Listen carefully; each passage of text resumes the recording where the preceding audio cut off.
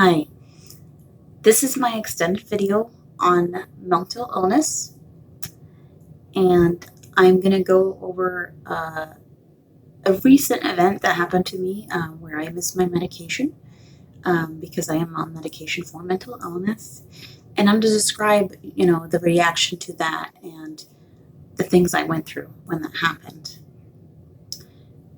First, I'm going to talk about I had a pretty tough month, and it kind of led to what happened. But let me say, I do have multiple disabilities, physical and mental. I also am neurodivergent, where I'm ADHD and autistic. So I face a lot of things, already have executive dysfunctioning. Um, and a few months ago, the reason I began on the medication, I've meditated and done things for years on my own, but I went through a lot of trauma and abuse in the last couple of years, and your brain changes with trauma. But I got into a place, not even a mindset, where I really was I would really stop being able to function. So I was having trouble with my communication. I was slurring speech. I couldn't put words and sentences together too well. And also, I couldn't do daily tasks well. I already have trouble with executive functioning, but this was different. Like, I couldn't get through the cognitive process of what had to be done. It was just like my brain stopped working well, and I didn't know what was going on, and I just began to panic because I was here just myself with my kids. And I panicked because I was like, I'm the only one to take care of them. What am I going to do if I'm losing my mind? What is really happening? I have a lot of PTSD from medical PTSD. And I struggle to go see the doctor at this point. I struggle to go see mental health counselors.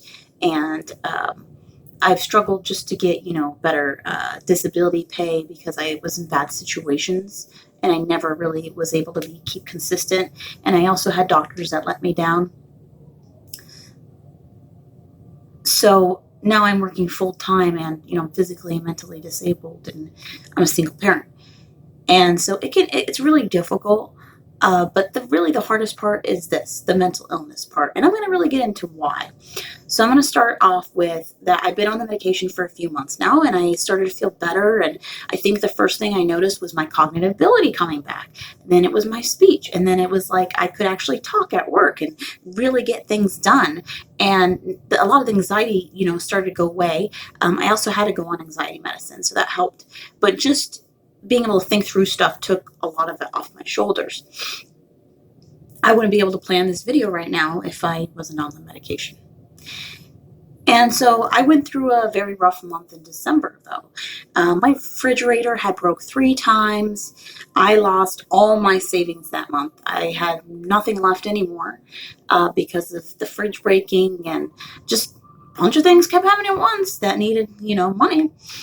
And I'm just started going into full-time from part-time, and I was just on the limit, and you know how it is. So um, I had a week worth of a flu. I actually thought it was a cold initially. There will be a video that I'll be posting where you'll see that I was sick. I haven't posted yet because it's pretty controversial, but we'll get into that later. But it was a week long, and then I had bronchitis for like 2 weeks after that. So most of that month I was kind of sick, and my fridge broke, and I had all these things to plan out with them coming over and work and the kids, and then, Christmas break and babysitter. And a lot of money just kept disappearing. So I kind of also had to go shopping for Christmas stuff last minute. And I couldn't even do Christmas without help. I ended up having the school help me. I ended up having a family friend help me. And there was someone also at work that knew that I was going through, and they ended up helping me with money. And I'm really grateful. I would not have had much of a Christmas without that. A lot of it wasn't even just money. I didn't have much, but it was just even the time.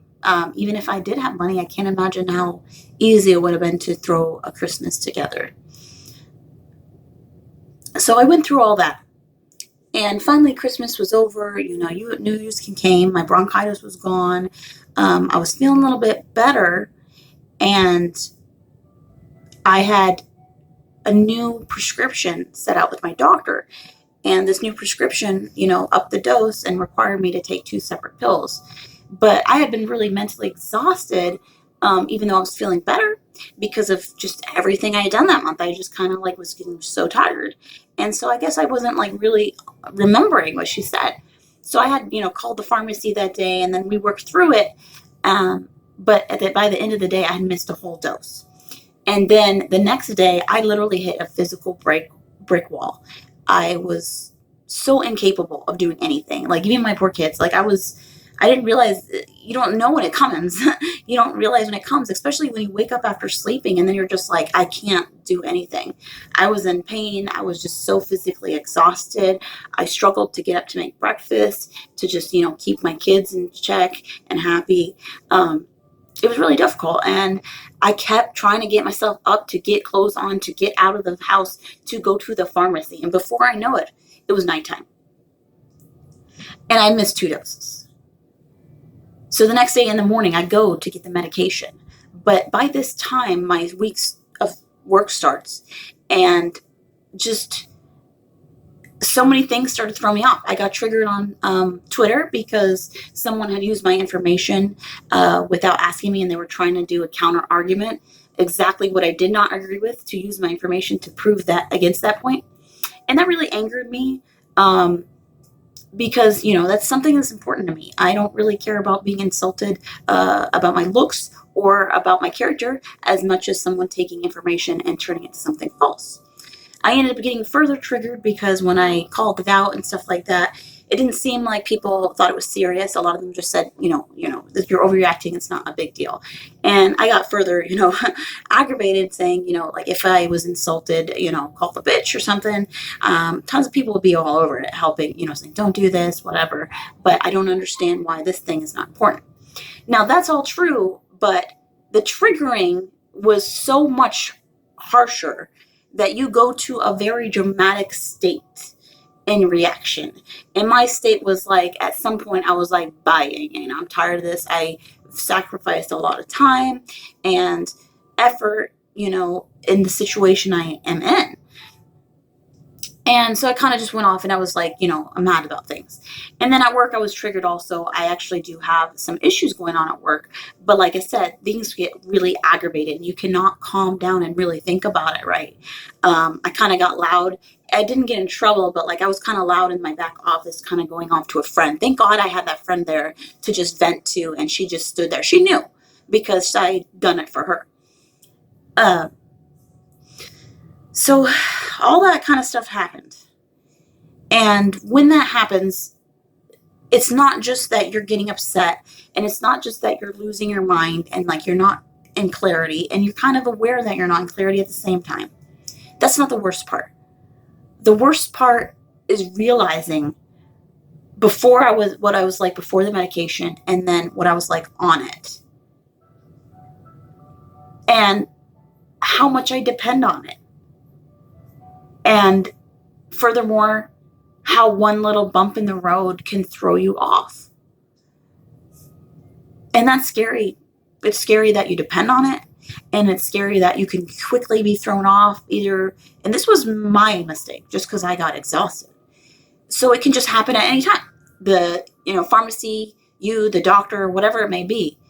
When it comes to mental illness, it's so counterintuitive to not have, someone to watch out for if you're taking your meds, if you're okay, what are the side effects? I have no one to watch me. And this was what I was worried about getting on medication from the beginning.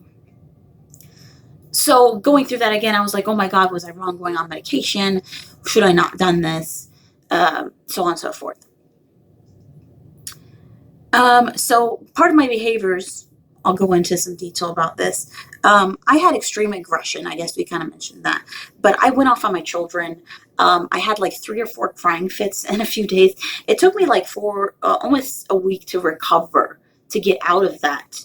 And I wanted to just go in a hole and just disappear. But I need to make money. I need to take care of my kids. I had to be at work. And I already missed appointments for different doctor's appointments for all of us. And I had to be at work. And it was I already went through that with the bronchitis. I couldn't miss much work. I had missed 2 days.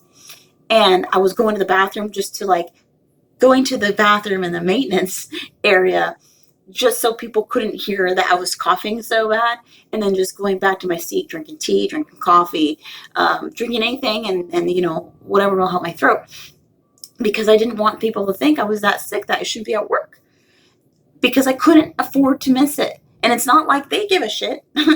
So I did what I had to do. And so it was like going through that again, like just, trying to hold back on without going off on somebody. And just so many things were triggering when you're off your meds.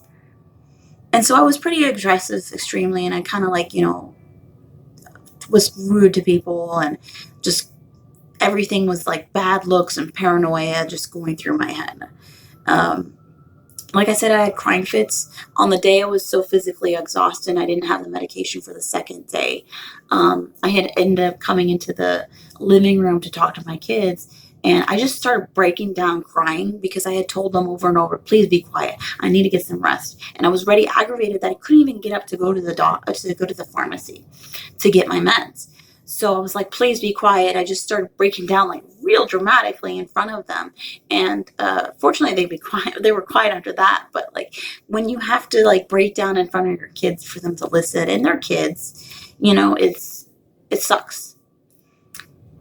So I also was a little bit aggressive with them, like verbally. Didn't have as much patience anymore. And then I had a trigger that I'm going to go more into in an autism video. I think people know what I'm talking about. Well, first I was kind of triggered because I had wrote something saying, autistic people need to, we need to represent ourselves, basically. And the fact that, we're being discussed for so much time, and only a few of us really been talked to, and under like an hour, it probably was under 20 minutes, I think. I can't even guess the exact time. But when I started talking about that, most people were like, yeah, maybe, well, they're really busy. And I'm like, yeah, I know the campaign's busy. I'm just saying that this should be a priority, though, because if you're talking about a marginalized group of people, you should have that people speak on behalf of themselves. And so I got a little triggered when some people were like, oh, don't expect this, and, don't expect that. And, I try not to have the Twitter trigger me, but when it comes to like people literally telling a marginalized group that I should stop caring, it was very triggering. And it's more triggering because autistic people are always ignored that way. Like always ignored that way. And it happens over and over and over again to us. And then to see the Yang gang that I'm part of was so accepting of things and like differences, and then all of a sudden just being like, this is not that important, and me telling them straight to their face, would you tell this to any other marginalized group? And so that was a big trigger. And then I get a text message from an autistic friend early in the morning of the NPR article. And what did he and I say? And I want you to understand this part. We were glad this article came out. I don't even like NPR. I don't even think that they're very credible. But when I went through this article, I can tell you right now that it's accurate as hell. Autistic people are mad that they're not being represented, and that they're being represented for and not speaking for themselves. ASAN is a legit network, Autistic Self-Advocacy Network. They almost worked with Sesame Street until Autism Speaks took their freaking thunder. We can get all those details later. So this NPR article, me and him were actually like, hey, cool, someone's actually talking about it. Then what do I find out? You go on the Yang gang and people are like, this isn't true, blah, blah, blah, blah. It's a smear article, and I get that NPR started doing that and smearing Andrew Yang. But I was super triggered because I was like, the article right now is telling you that you are speaking, or people are speaking on behalf of autistic people. And here you go, all of you discrediting this article without really knowing autistic opinion and doing exactly what the article was saying, speaking on behalf of us. So I got further triggered and it was really hard to handle. And I started, just trying to respond. And defend myself, but there were so many hundreds of likes and so many popular people even that said stuff. And then on top of everything that I wrote, nobody took it back. Nobody said anything. So I was really butthurt about this. And I just get so aggravated because it's like a lot of the people say, "Oh, we care about humanitarian, marginalized group." When you get into the real dirt ditch shit of it, if you're talking about real disabilities, if you're talking about real mental illness, if you're talking about real neurodivergence, then people don't fucking listen to you. They don't. They don't want to admit they're wrong, and they don't want to move on. And you can't solve solutions that way. Now, this is a mental illness video, but I want to put that out there. Now, this was a big trigger for that reason, because if you have mental illness, you're getting it from trauma. And then when you're further traumatized by something, even though people don't see it, it's more of a discredit to your very being that you've been discredited of your whole life. And so it was a huge trigger. But sometimes the worst things lead you to the best things. And it led me to getting in contact with people, talking to people, building relationships, starting different work with people. And maybe that's the push I needed. I don't know. But I think people really need to understand the delicacy of mental illness and how it really is just as disabling as physical illness. And how it literally is that. Your brain has changed. The chemicals don't function the way they're supposed to because they've been traumatized for too long and your body has been reacting in a constant state of stress. So it took time to get over the embarrassment, the regret of everything I said. I mean, I got super reclusive until I reached out, actually. And it was mostly because I'm trying to figure out what can I do for my autistic community. So many of us are just fed up. They don't want to be gaslit anymore. And I'm going to get into autism and the NPR article and the discredit and all kinds of stuff later, because this is about mental illness. And I felt really guilty. I felt really guilty because I understand that people don't know. I understand it's an instilled cultural mindset for neurotypical people, or typical people, to speak for atypical people. And they think it's okay. And if you don't believe me, go check out #actuallyautistic and go check out the hashtag #ableds_are_weird. And it'll open your eyes a lot. So before you stand out there and say that you're progressive, that you're for civil rights, that you care about humanitarian things, do more research on what people go through before you say that, please. Because it's like just this pretty label of activism for you. Well, we're living the nightmare, trying to heal. And yes, it is very triggering when we hear you talk about these things like you care. And we're experiencing, it's the whole world that we experience. And when we reach out and tell you about our world, we get gaslit. And I'm not just talking about autistics. I'm talking about disabled people. And like I said, go check out those hashtags and you'll see. You'll see exactly what I'm talking about.